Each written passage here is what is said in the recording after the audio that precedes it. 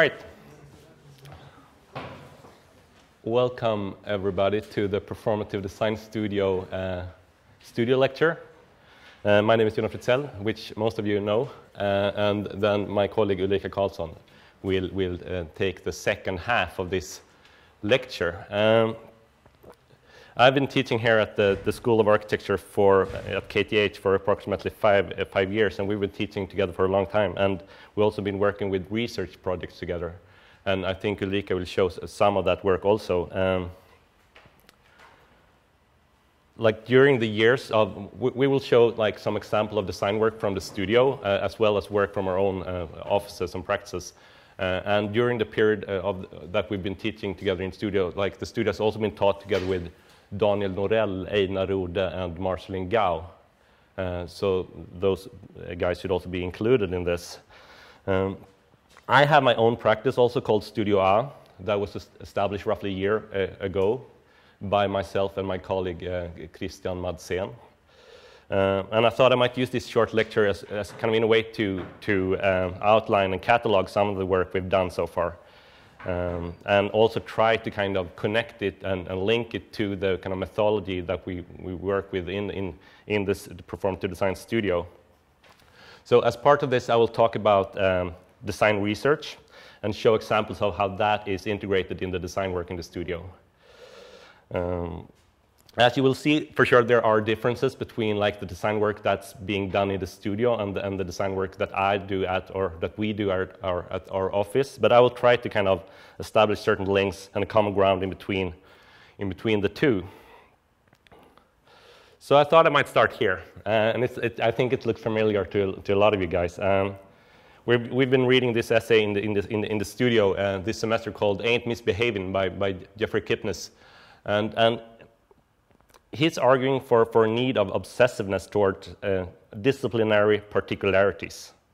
And he exemplifies this very well by the story about how painter Piet Mondrian terminates his friendship with his kind of close working friend Theo van Doesburg over an argument of the use of the diagonal line in paintings, something that Mondrian just couldn't cope with. So on the left here you see Piet Mondrian's composition 2 in red, blue, and yellow. And on the right, you see Theo van Doesburg counter composition 5, which then Mondrian just like that kind of painting was something that he just couldn't tolerate. Kipnis also brings to the table the same kind of fallout between Le Corbusier and Auguste Perret over like the use of horizontal windows, and he sums it up by saying, quoting Kipnis, "Be reasonable. Are diagonal lines or horizontal windows worth destroying a friendship? Only if they mean everything." So, like, besides being a kind of an amusing anecdote, this episode illustrates a critical take on the design of disciplinary particularities and a design and architecture that is motivated far beyond the pragmatic criteria of the kind of service-providing architect and the rationality of function. So not comparing our work in the studio or at the office in any way with either Corbusier or Mondrian, but this kind of like idea about architecture, an architect that is deeply invested in obsessive particularities, that has the potential of developing the discipline as well as new design sensibilities, is something that we try to pursue in the Performative Design Studio. To deeply investigate into formal and spatial particularities, we believe that you have to work with rigor and clear boundaries and a highly specific kind of terminology. So precise design-oriented definitions is something that we very much try to encourage in the studio, and feedback loops in between more and more increasingly precise definitions and increasingly precise design studies lets our students develop highly particular design sensibilities. This is a series of diagrams from Valentina Suana's diploma project, Ornamental Hypertrophy, from 2011, where she situates her work with the ornamental work of Louis Sullivan. And I'm going to quote Valentina. "When the magnitude of the lines that are embossed on the massive element is so excessive that the lines flow from the volume, detaching from it, invading and creating pockets of inhabitable space, the reverberation of these actions generates a flamboyant quality. through her terminology, like issues of flamboyancy, issues of the hypertrophy, Valentina developed a very specific spatial and geometric and material ambition that she refined through her project. And that informed her way of working with how she combined different systems, how she dealt with the program, how she worked with geometry and coloration and so forth. So I'm going to try to exemplify this more clearly using, by showing you two diploma projects from, or like parts of two diploma projects from the studio, one from last semester and one from last year. This is Daniela Profeta's project Mongrel Geometries from 2011. And Daniela's proposition was for a new train station in Torre Gaveta in Italy. And in his diploma project, Daniela elaborated tensile fabric form-finding models beyond monoparametric models of optimization. So this was his way of kind of position his work towards, let's say, the work of Fray Otto or Felix Candela. Daniela developed his project by using sequences of physical models spanning from early tensile fabric models, which you can see on the top left, through the development of models combining fabric with analog crafted elements that introduce other kinds of geometries, which you, I guess, can see in the top right, and ending up with using advanced mixed media models combining digitally fabricated frames and formwork with plaster reinforced fabric, which you can see well in the middle section there, and also in the bottom. By coupling up physical models with precise analytical drawings, Daniela could very specifically control his design development and pinpoint qualities that he thought was important. And I'm going to quote Daniela. The research methodology is based on the feedback loop created between physical models and 3D modeling, gathering material responses and behavior from the former, testing and exploiting these in the later, in order to go forward with a process that increases the complexity and definition of the whole system at every cycle.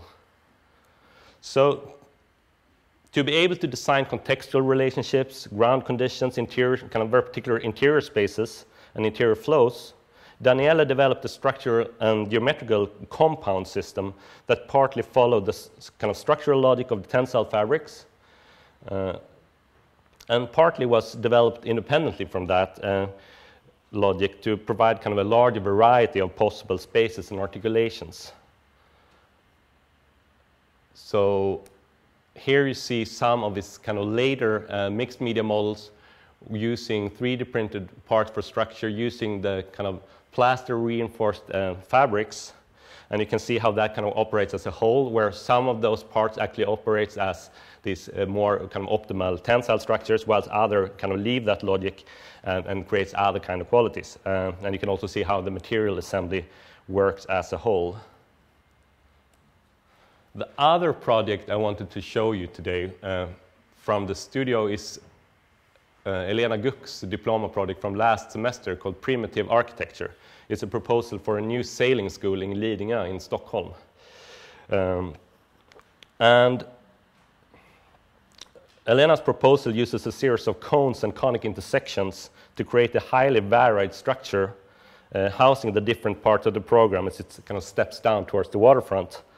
And to design this project, Elena made a series of iterations in different media on how she could kind of diffuse the cellular logic in an aggregation of intersecting cones. So that was kind of one of the key issues that she took on, how to diffuse the cellular logic in an aggregation of intersecting cones. So influenced by the ceramic research of Rhett Rousseau, she used a powder-based form-finding method, which you can see here on the left, where she put powder on laser-cut stencil, creating these kind of fields of edges and valleys. Parallel to those studies, she developed both analog and digital techniques to generate and analyze these geometries, and you can see some of that work on the right, and to kind of analyze the spaces and qualities she was producing. And here you can see some kind of zoomed in images of those powder-based form-finding models. And where you see also how the powder kind of responds to different kinds of geometrical input. And here on kind of the later, I think this is the final 3D print model she did of the whole structure. You can see how the diversity of qualities that she created, and it ranging from kind of very kind of clear contours melting different cells together or different cones together, to more kind of ambiguous areas where kind of geometry shifts without being kind of defined or articulated, towards, and also like with singularities where the kind of the conic figures becomes very kind of clear. So going from the work in the studio to our own work in my office, Studio A, I wouldn't say that our kind of way of working is particularly like research-driven, but I believe that we believe in like formal and spatial concepts that continuously develop over time through series of different projects.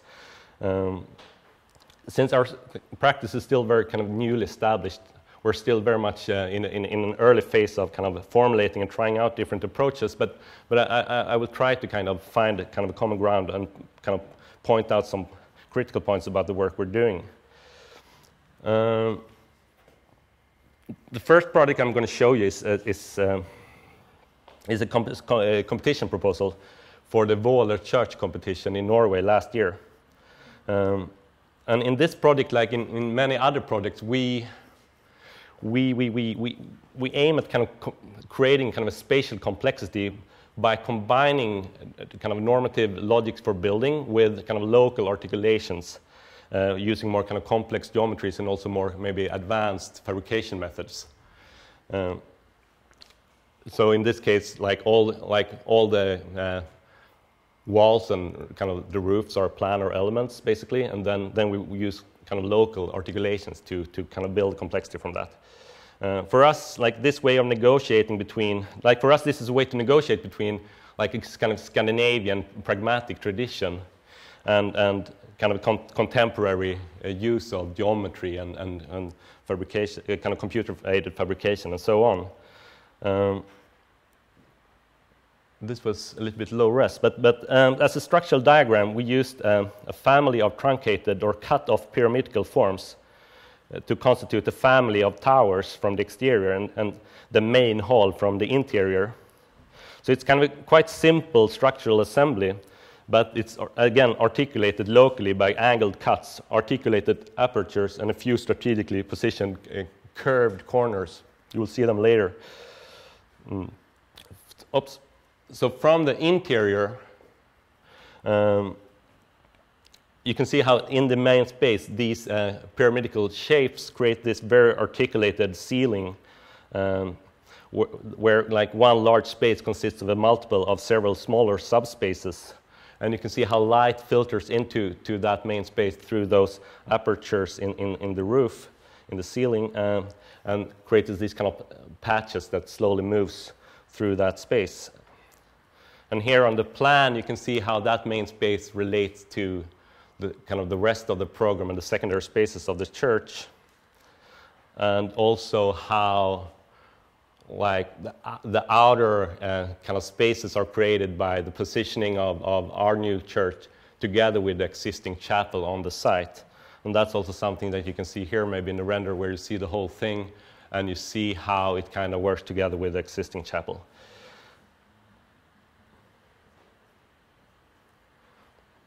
So the apertures, the doors and the windows is kind of one of the most specific things about this project for us. We created those using kind of elliptish or elliptic and arched cuts through these planar elements, which are the walls and the roof. And by using kind of differently angled cuts, we created effects of varied depth and width, and creating these kind of figures that start to kind of work upon these planar elements. And we tried to create this kind of effect of depth in between, like it's kind of a standard thin wall, but we wanted to create this kind of effect of depth between the interior and the exterior. by having these really kind of shallow cuts, giving the impression of depth. And this, well, it doesn't really show that good in this render, but we also really like this quality of this kind of tilted down roof that started to separate the foyer from the exterior space, but it doesn't really divide it, but it creates this kind of ambiguity between like the interior and the exterior, where it's kind of semi-open or semi-continuous, and that's kind of an interesting, like for us, that's an interesting quality, and I will return to that in more, maybe more clearly in other projects. Oops. So this kind of relationship between surface, volume, and edge are kind of a continuous fascination of ours, and that we keep returning to. And especially issues of pochés, contours, and graphics are, for us, like a way to play off kind of delicate thinness with chunky thickness in a variety of different ways that I hope you can see through the different projects I'm going to show you. So this is a proposal for a single-family house in the south of Sweden, in Lökerad, where we again use these techniques of folding and cutting, kind of as a massing strategy to create a building that has qualities of both being solid and graphic. The massing scheme that you can see here kind of combines this folded body with the kind of cut-out atriums, in a way combining kind of this vernacular kind of pitched roof house with the traditional kind of courtyard farm, which is kind of very common in Skåne, among the older farms in the area. So this slide is showing like the center atrium, and as you can see, we have this idea about an elevated center atrium, creating this very particular inner volume that integrates it kind of a series of different functions and furnitures throughout the building. Here you can see the living room and the main seating area in the living room, and in a way, using like the floor rising up as a podium, the ceiling coming down as a wall, and creates almost like a piece of furniture itself. And here is like the main idea and the circulation diagram of that project. And you can see how all the main spaces are circulating or gathered around this center atrium, creating a sequence of semi-continuous, again, spaces. So this idea about the semi-continuous is kind of dear to us. And so it's not like kind of a sequence of rooms, and it's not a sequence of rooms connected with a secondary kind of space, and it's not an open plan, but it's kind of clear rooms that are that has kind of particular individual qualities, but still kind of ties in together in this kind of continuous way. And here from the kitchen, you can kind of see how the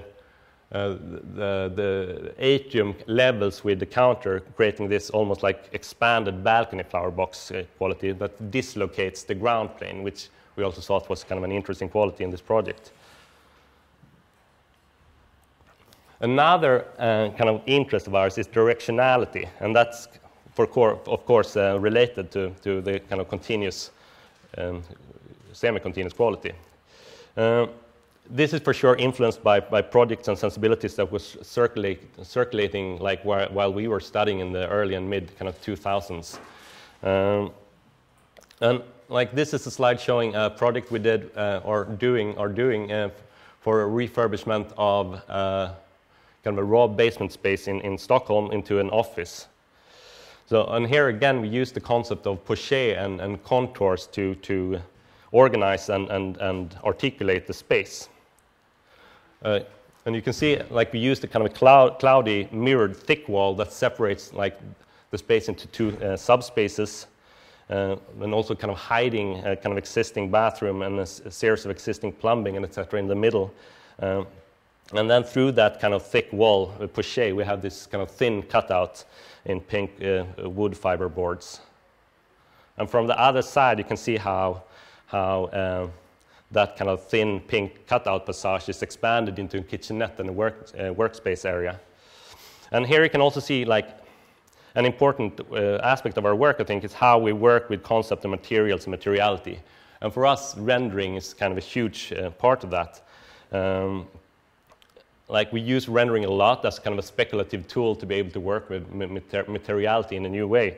And for us, rendering kind of changed how we saw on material. Like in rendering, all materials become like kind of effects, basically. And that for us is interesting. This is not our idea, but that's something that's kind of interesting to us. And like when like all materiality becomes effects, like we don't have an interest in being like true or honest about materials or tectonics. We're interested in like unlikely or unexpected material effects, basically. So in the front space of this office, you can see how a system of deep shelves emphasizes the directionality of that room and creates this wall articulation that oscillates between kind of surface and contour and creating kind of a linear effect along that wall. And then again, it's very pragmatic. It's again hiding a lot of kind of existing installations in the space. And here, like maybe in the plan, you can see it even like most clearly how everything is kind of put together. So the last project I'm going to show you, I was hoping to show you like some slides of a summer house we're working on right now, but the material we have is still kind of crappy. But this is the last project I will show you, and it's a competition we did quite recently for a library in Korea. And I will only kind of show it quite briefly, but I just want to kind of highlight how some of the qualities in the other projects are kind of reused and reformatted and rearticulated to fit a totally different program, totally different site, and a totally different scale. Like in this project, we were very interested in how we could use a kind of excavation of deep poché to kind of create a kind of intermediate space between a hoovering volume and a podium, basically.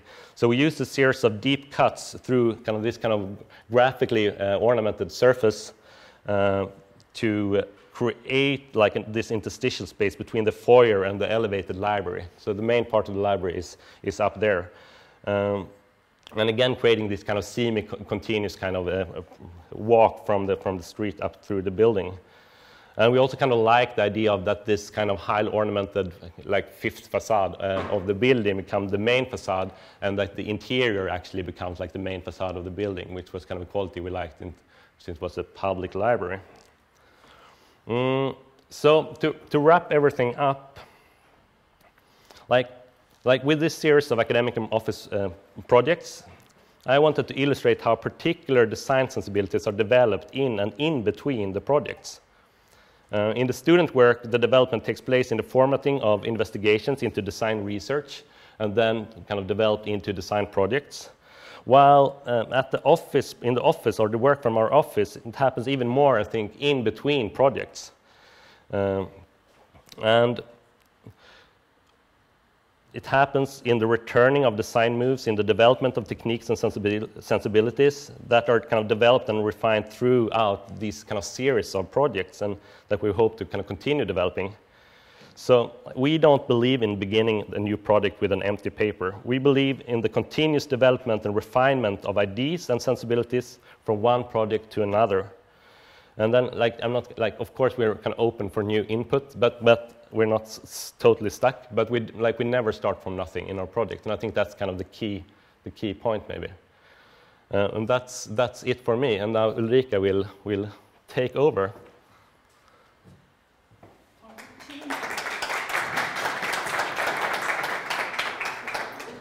Ska vi se. Du ska ha den här, väl? Behöver jag... Ska jag stänga av något först? Nej, det är bara... Gör inte. Har du någon fixa?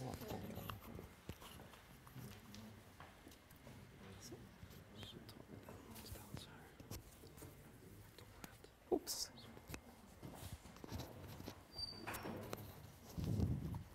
So, let's see here. Hey everyone, I know most of you. If you take slide number 1.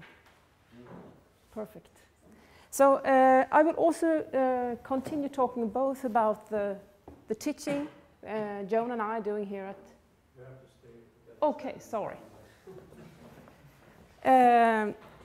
the relationship between the teaching that we are doing in the Performative Design Studio and its relationship to the practice, my practice, which is called Servo Stockholm. Anyway, I have been teaching here on and off since '97, so I'm kind of an old school. I'm a visiting professor at the school. I have been part of building up the digital technology and fabrication lab. I was kind of starting that, making that happen at all at the school. Early on, late 90s, I introduced silicon graphics machines and advanced animation software, etc. here. But at that moment, early 90s, late 90s, was not the best climate for it, and for new design tools and techniques and how to think about that in terms of architecture. So now the whole school is permeated by these tools, and everyone understands that they are here, they're just kind of tools, and it's a matter of you, or as an architect, engaging in them and also making your own kind of design, taking responsibility for what you produce with these tools. Anyway, I started the practice Servo together with my at that time, three American colleagues, '99. We met in New York. I did my master's at Columbia University. We all did our masters at Columbia University, mid-90s. And we started the practice, and we decided, can we have a distributed practice? Can we actually go back or go to different locales and see if it works to have a practice? So I went back to Stockholm. David Ehrman went to Los Angeles. Marceline stayed in New York for some time and then went to KTH Zurich. Chris Perry also stayed in New York. We worked together with a pretty eclectic practice. We did a lot of exhibitions, and I must say that still we are an experimental practice. Sometimes when people call it academic practice. We have done multiple exhibitions, and we have used the exhibition as site for innovation. So we have not been, producing so much projects that represent architecture, but rather installations that are one-to-one. I won't show so much of the older work today. I will show more recent work, and work that is not even on our webpage yet. So in work in progress, which is more from Servo Stockholm and Servo Los Angeles. A couple of years ago, Marceline and I were the only one left in Servo, and we formed Servo Stockholm and Servo Los Angeles to be able to, we are getting older, we can't have a 24-hour office anymore. It's not fun and hip and cool. It's cool, but we need to, we need sometimes to engage in projects perhaps not both partners can be involved in, and that's why we formed Servo Stockholm and Servo Los Angeles. Up until now, we are involved in all the projects all together. So we have still yet not done any projects on our own. Anyway, so there are two things I'm going to talk about today. Both the relationship between biotic sensibilities in the studio that we dealt with in the spring, but also and how we in Servo have worked with biotic sensibilities. Then I will also talk about vector interference that I think the studio is engaging in right now, are related to, but we are especially doing it in Servo. It relates to what you are doing in the studio right now, I would say. In the spring, it was difficult with the papers here, but in the spring we were engaged in a project called Productive Surfaces. We were interested in exploring the surface as not only a boundary between solid and liquid matter, gaseous elements, or etc., but actually thinking of the surface as being more than a boundary between different matter. Being emissive in a sense that it can produce affect, design quality, but also energy, also produce perhaps biotic, thriving systems, etc. Early design technique studies were based on stuffing elastic fabric. And this is a project by Olga and Theo from last semester. And the idea of stuffing elastic fabric both related to how can I actually engage in a material formation that allows for perhaps the forming of ground, the forming of landscape, but also the growth of vegetation and allow for example, moist, different kind of porous systems that allow for water to run through, etc. So the students engage in all these different ways of stuffing imprinting, stitching, seaming, stuffed fabric. And Cecilia and Ida did the model on the right. Cecilia Lundbäck, Selma, and Veronica did the model on the left. And one of the projects, this is by Selma and Veronica and Cecilia, resulted in a new way of thinking about the gabion, for example. I won't talk about the whole project. I will just start to relate the design research technique in relation to the kind of the massing and also the construction material. So they worked both with the technique that was very vernacular in a sense and existed in the Maribor region. This was a proposal for an urban farming or urban agriculture proposal for Maribor, which is located in Slovenia. And they used this gabion technique which they saw in the vineyard, for example, in and around Maribor. But instead of and they kind of let like a very kind of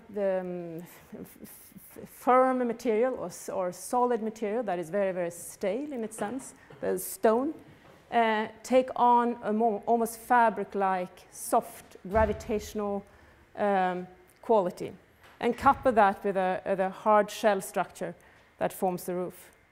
The roof structure both channels water, and the more base structure is filtering water, one can say. What we're very interested in was like how, if one is engaging, for example, in the Maribor project in urban agriculture, or in aspects of integrating biotic materials in architecture, how can we find a way of designing with that? And not only solving a problem, not only saying, well, okay, we need to grow food near urban areas, or we need not to grow food in urban areas, but more thinking, what is the effect on an architectural level? How would it affect the urban morphology, for example? And a way to think about also how one can design intentionally with biotic living systems was to look at a series of films. For example, Borrowing, Man tänker sitt in Swedish, is a Swedish film, and Melancholia by Lars von Trier. Borrowing is by Henrik Hellström and Fredrik Wenzel. In both of these images, one can see how the ground or the terrain is not only like a terrain in the forest with some mosses or a green lawn or a golf court, but the green lawn and the golf court is actually viscous. It's almost like liquid, and the main character sinks through. In the Borrowing, I have a similar quality of actually sinking through the surface or the terrain ground being more than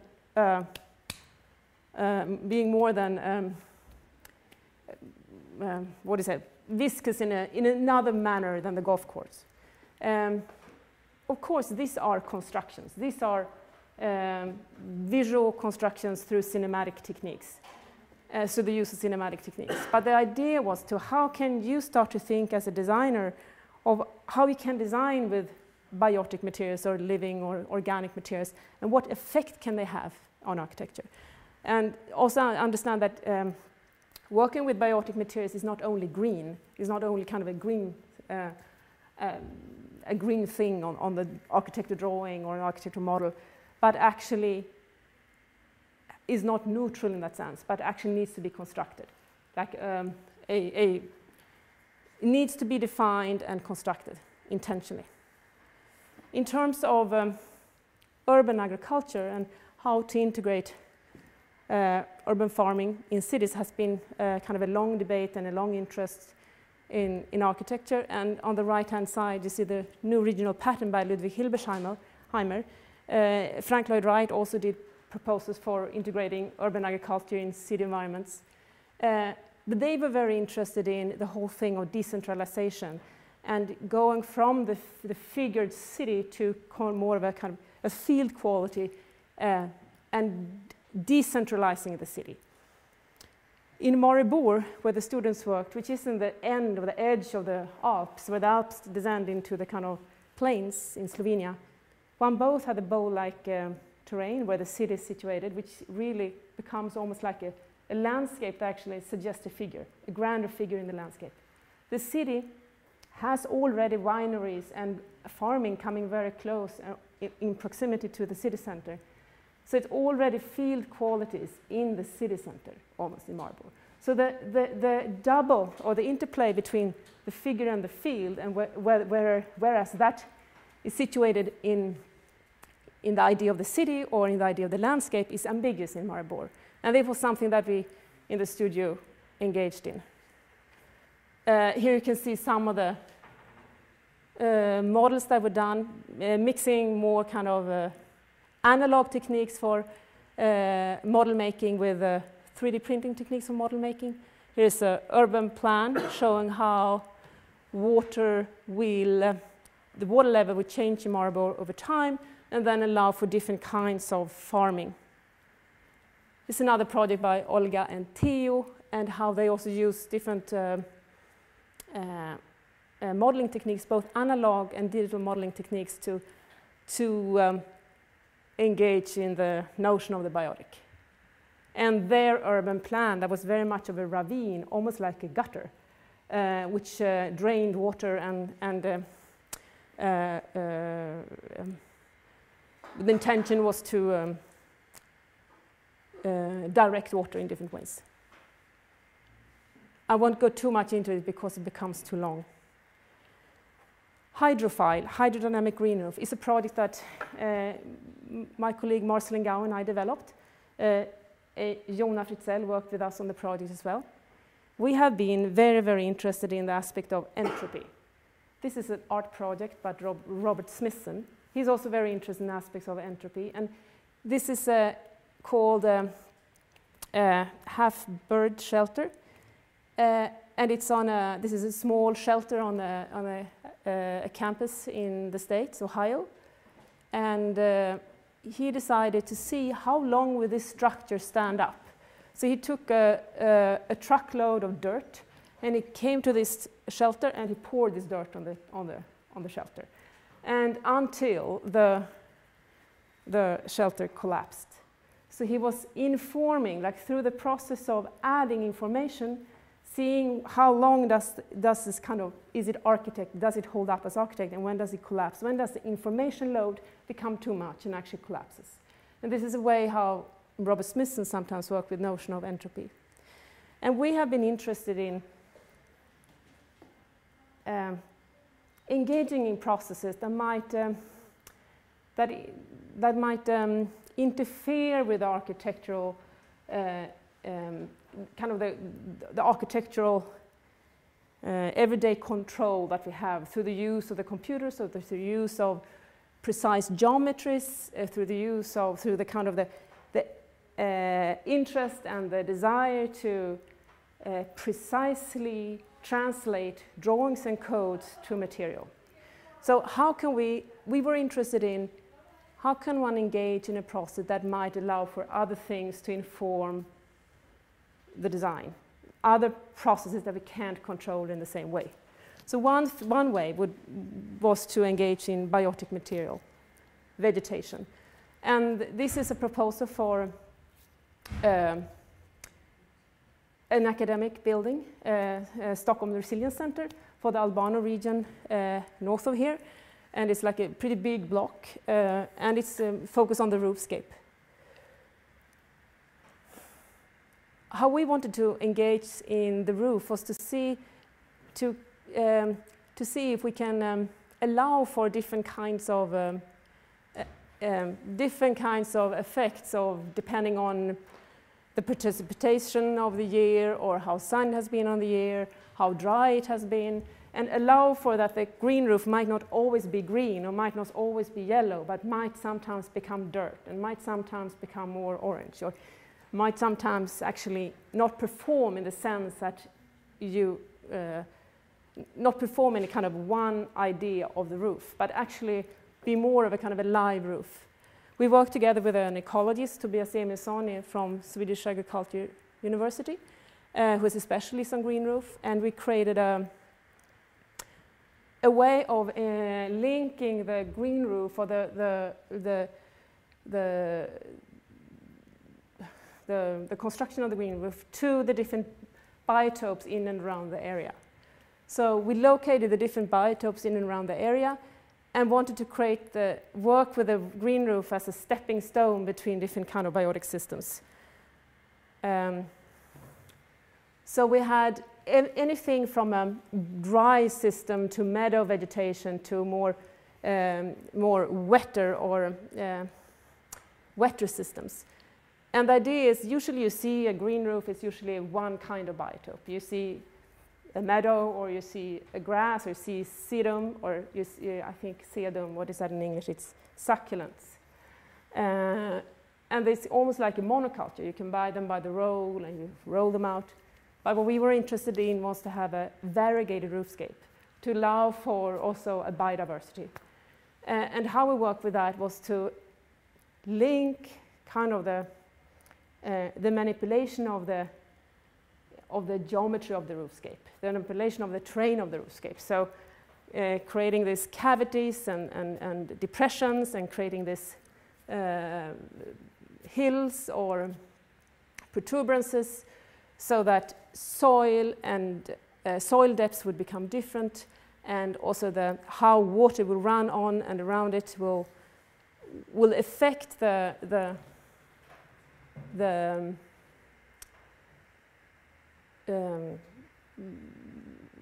structure of the roof for different kinds of plants and vegetation systems to thrive. So here you have a drier system, which is very usually found in, for example, alpine situations or north of Sweden, or an alvar like Öland. They are very low maintenance and they need very little water, can stand dry long periods. Here's a meadow vegetation. They need a little bit thicker soil depth to thrive and more humidity, moist. And here's the very wet regions which we have provided for in the more sunken areas or depressions where the roof come down to the ground. So here are a couple of sections that's showing how we worked with taking down the roof to the ground, similar to what Jonah done in his practice. The protuberances and how the auditorium is almost becoming part of the pouche of the roof. So the auditorium is a large opening in the section, which is almost part of the roof, and then you have other programs in and around the auditorium. The protuberances works for helping with facilitating water if needed. The surface is also treated, the idea is that it should be treated with hydrophobic and hydrophilic areas. So hydrophobic means that it repels water, and hydrophilic means that it attracts water. And a way of also consciously or intentionally leading the water to different areas. And here you see a drawing of how water would run across the surface. And the studies of different substrates and their construction. And also then aspects of maintenance and also how to actually establish the green roof. The idea is to take from the area, from the locales nearby the Albano, take seeds and spread on the roof, but also work with plants. And then after some time to see how it starts to establish itself, one would have to go and support the establishment, the initial establishment. And then to really get it going, one would have to at some point go in and disturb. And this is disturb, like kind of, disturb the growth by, for example, plowing or turning the soil, bringing air into the soil. And there is this is called, or we talk about it as some kind of an adaptive maintenance.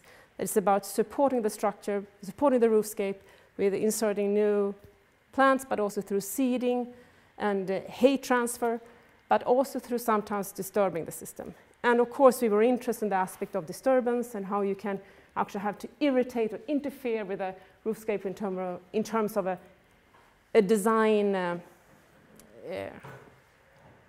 sensibility, but also in a design intention. We worked also on a ceramic research that is not fully completed yet, is still under the way, where we wanted to work with porosity in different ways, because a green roof needs both moving water, but also needs water to be held.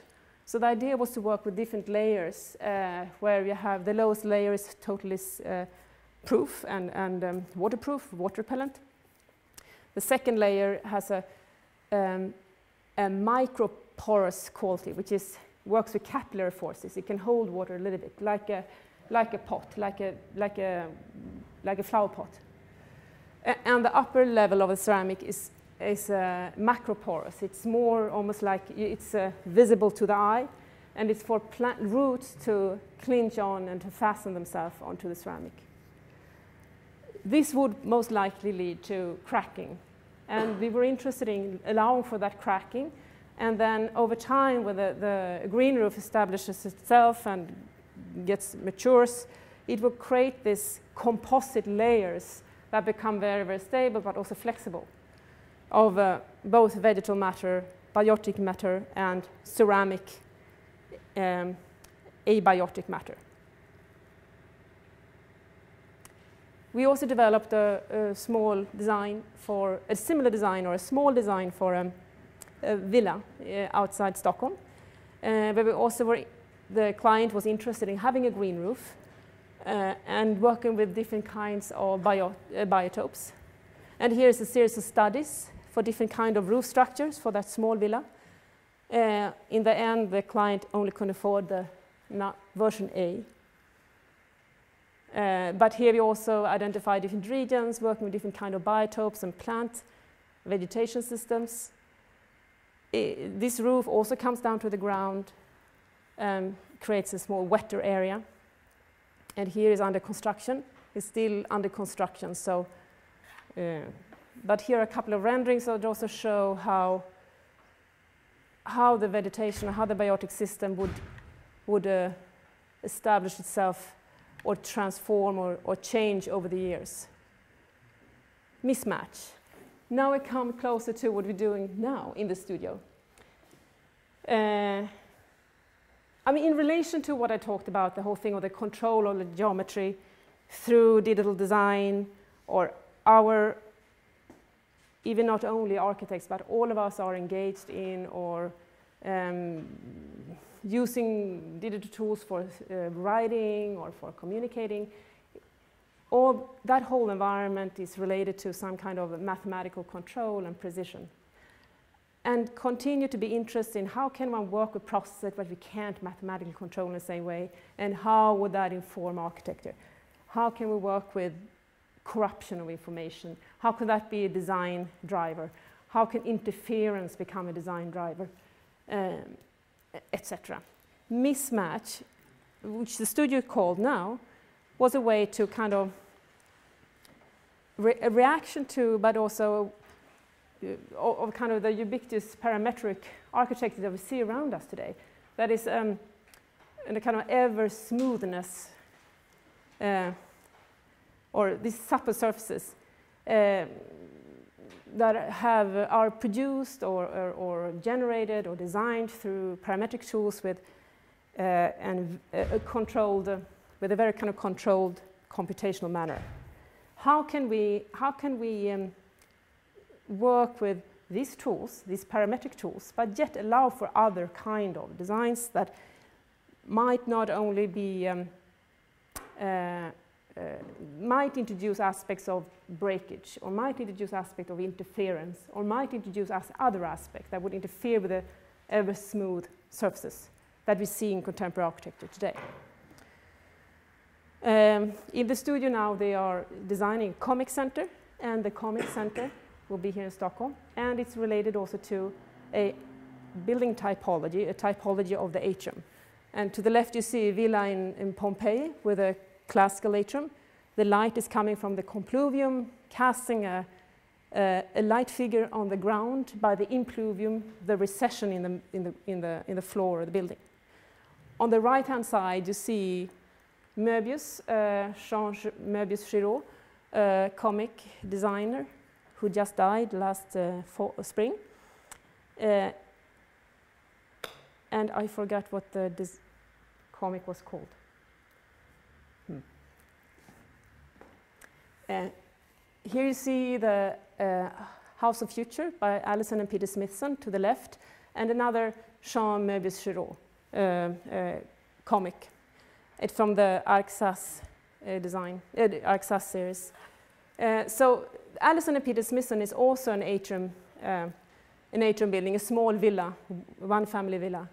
And what I'm interested in here, personally, is actually the relationship between both, in the comics or in the drawings, the relationship between figures, clearly identifiable figures, and the fields or the kind of environment which the figures are acting within, how they create this relationship between foreground and background, and how also they create this aspects of blurred and aspects of clearly figured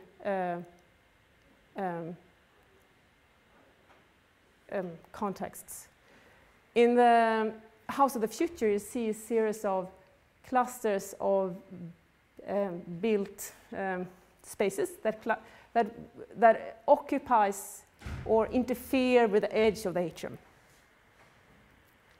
And I mean, I won't show what the student projects are doing right now, but there's something that I think is interesting with the comics and the drawing sensibility of the comics, and also, of course, the spatial quality of the atrium, what that is. In our practice right now, we are working on a series of projects, but one of them is called vector interference. We started with the texture. So we instead of started with a massing idea, we started with thinking about texture.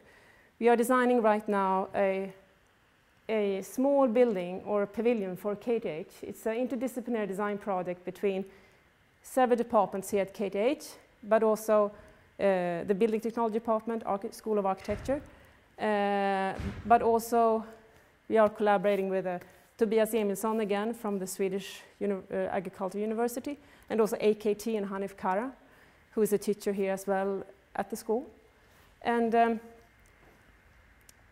it's still an early stage, and what we have done is just a schematic design proposal and a development of a fabrication technique. So this is a drawing of a fabrication drawing, actually. We have used the logic of working with the tool path of the CNC mill, and how instead of designing the geometry in the design software, we have designed only lines. We have indicated paths for the tool, for the CNC router to take when it works with the subtractive milling process. So you see the small curve on the top. That's the kind of the path of the CNC router, and the idea is that the path of the CNC router shall do that iterative across the surface of the wood panel. And depending on the width or the radius or diameter of the tool, it will start to interfere its own path. So we start to create these intersections between paths of how it has gone. And that is a way, again, to work to somehow explore or research the effect of working with vector interference.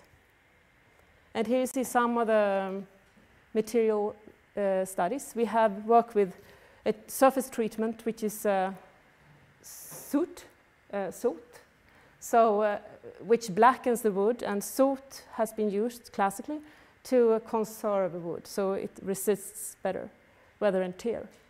And you see the cavities and how they start to intersect, and that's kind of the result of the toolpath. We have done 3 schematic design proposals. One is an elevated pavilion in the bousquet in front of KTH. You see that on the right-hand side. You walk, so the bousquet becomes almost as a garden for the pavilion, or the small building project. It is acting as an interface between the city and the KTH, and the program for it is, the pavilion is supposed to, or the small building project is supposed to show and exhibit what's going on at KTH. So the idea is to exhibit design results or educational results as well as research results with a program to it, of course. And here are a couple of other proposals. One is in front of Palmcentralen, which is in the middle of KTH, nearby the student union.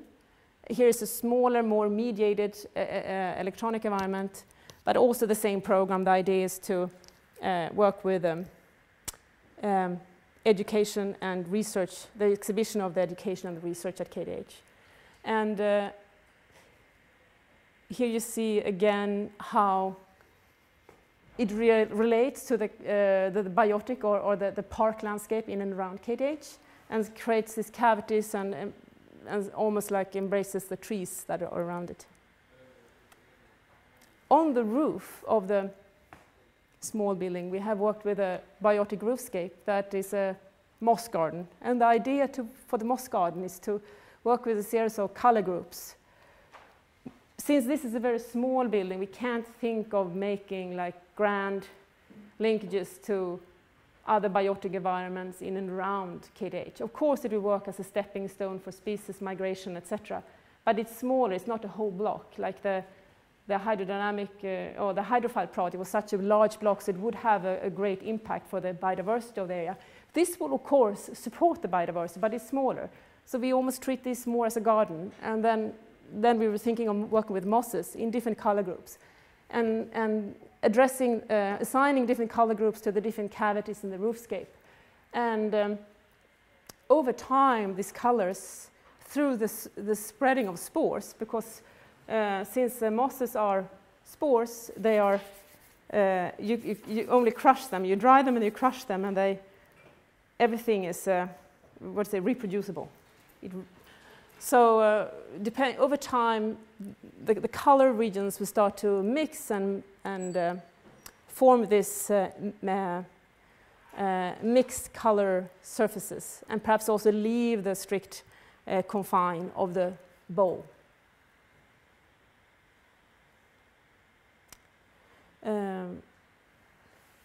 This is also a project that we relate to the vector interference project. The vector interference project for KTH is still under development. It's only as a kind of design proposal. We're now going through structural research as well as material research. The idea is that it could be made of wood. Of course, wood is there is a lot of knowledge about wood in Sweden and here at KTH. But it could also be, the technique can also be used as a tool for stamping or pressing, for example, steel, or for casting material. So that's still up in the air, but the idea is to work with still the logic of the vector interference and the intersecting cavities. So the cavities also, in terms of the vegetated roof, the cavities also allows for the moss to hold on to the roof, to not glide. So that's the whole idea. And also mosses don't really need so much substrate, so they are not demanding the same kind of substrate technology or substrate thickness.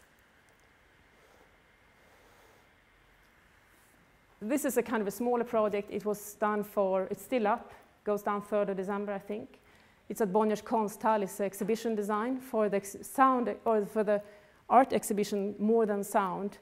There are artists working with sound or music-related art. The idea was that the curator really wanted help to identify how the visitor of the exhibition should move around the space of Bonniers Konsthall. And it was a very curated show in the sense that you walk in and you have 20 minutes and you go from room to room and then you come out of it. So it's very kind of almost like a narrative to how you engage in the exhibition. So we designed a series of walls that performs as almost as thresholds or between different spaces of Bonniers Konsthall. And these walls are based on some kind of a very noisy graphic pattern or a noisy vector work, that has a logic of vectors that meet and intersect and that there create a cusp, there create a kind of a breakage. And these small breakages we intentionally worked with in and around Bonniers to create this meandering path through the Kunsthall, or through Bonniers Konsthall. The structure of the walls are very thin. It's a pre-scored MDF and a kind of normative regelverk. So the idea of the thinness, again, is the thinness of the walls, yet being very solid in appearance. But I really like the idea that they are kind of super thin and kind of mundane construction. This is a project of Servo called Spork. I end here.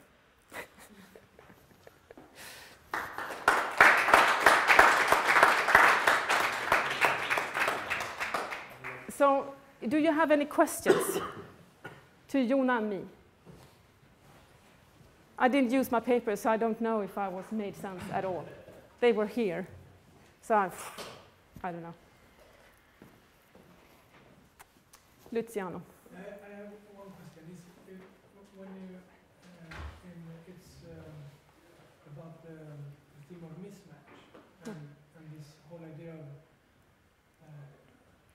the question of, okay, is it possible to, in a sense, corrupt otherwise perfect, parametrically perfect rational system? Yeah, yeah. So my question is, and why do you want to do that? Yeah.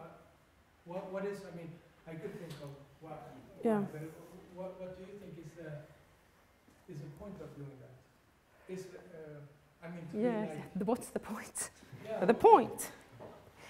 Yeah, I think that in general there is in humanity is general an interest in like things that like might diverge from a logic or within a logic, or there is. I don't think it's like new. It has been part of history. It has been part of art and architecture for a long time. I mean, one perhaps could think of. I mean, yeah.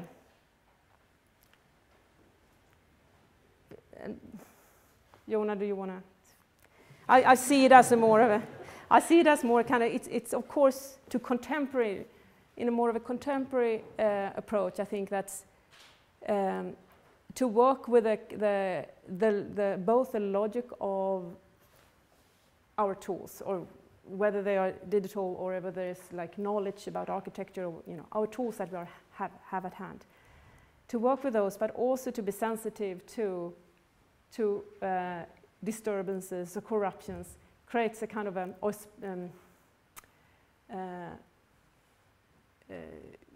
I think there's it's not only us, it's not only we. I think there is a lot of interest in that in general around the world. Also how some are working with algorithmic programming and processing. They're interested in finding these systems that might start to behave or react almost as if they were inconsequent, non-consequent. Well, like non-taking that is of course how it deals with like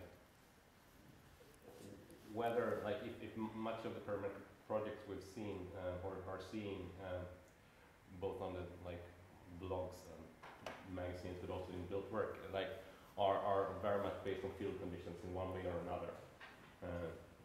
So like one answer is that okay, but maybe the field isn't enough. Maybe we need more like multiple layers, multiple logics to be able to actually house it, like a diversity that is big enough. And one point is of course also like the cultural maybe exhaustion of a certain kind of expression or a certain kind of architecture that we've seen a lot from. So I think that's also part of that. I think that is good that you take that up. We talked about that in the studio, that the whole thing with the multiple logics, like a city that would only exist of one logic would be too monotonous. So to introduce or to introduce or think of when you actually design something as having to deal with multiple logics, is both kind of relevant as well as interesting. And whether that is in a building, the scale of a building or scale of a city, I think it's equally important.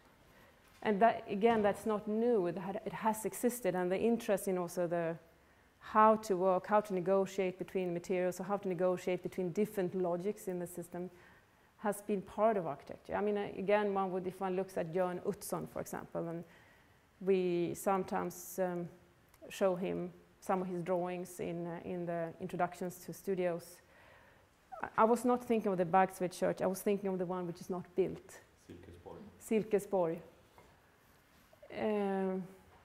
I mean, so how he worked both with like larger cavities that are hung from a very mundane sunken structure. I mean, and so things like that, and so, and we're not talking about another one that we show, Miguel Fisac in Madrid, and the church that we showed, where he both worked with a kind of a more orthogonal general layout for the whole church and the congregation or extra facilities, and then worked a series of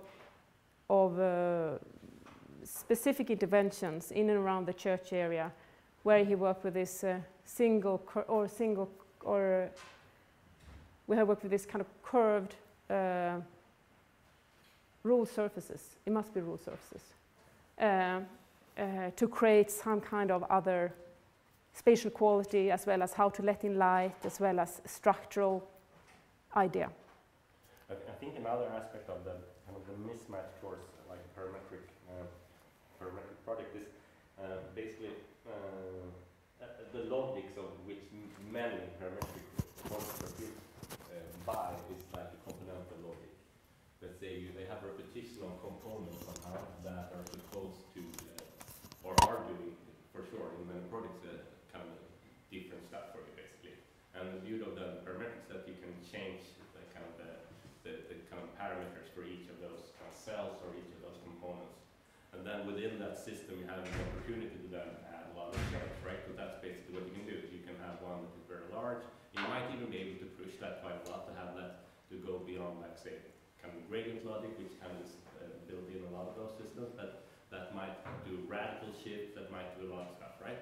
But so the mismatch could also be a way of saying, okay, that's all the stuff that we've been doing and that we could do within those systems. So let's not follow the system. Let's try to kind of introduce another layer and just kind of totally, like, well, not totally ignoring, but somehow that can work much more freely together with, like, with that input system. So I think that's also kind of another answer to that question. Is there any other questions, or do you want to continue that?